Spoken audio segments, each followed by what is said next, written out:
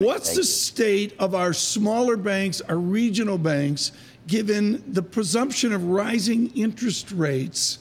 And you and I have seen this before. All of a sudden, credit quality becomes important. Is that a Keefe, Bruyette Woods worry for the next 24 months? Well, first of all, so there are a lot of positives going on for the industry. The big banks and the small banks, higher rates are helping. You and I have talked in the past. The banking industry was not designed for zero interest rates, so it needed a little bit more of a typical nature to the structure of interest rates. So that's positive.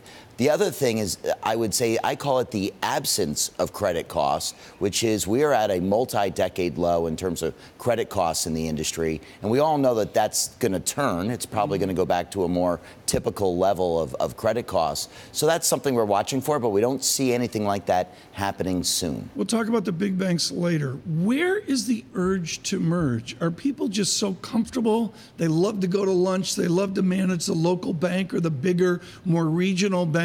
That everybody's almost comfortable, so you have no fees coming in? So last year, actually, there was a lot of M&A. My firm was quite active. We actually did 10 of the top 12 bank mergers in America last year.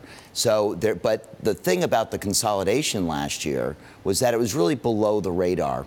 I'll say it was below my radar. Below your radar. You're paying very close attention. So the big banks have been out of the game. There's been something called regional champions, that bracketology we call it, which is the evolution of these regional champions that are the smaller banks. Let's say they're 10 or 15 billion in assets.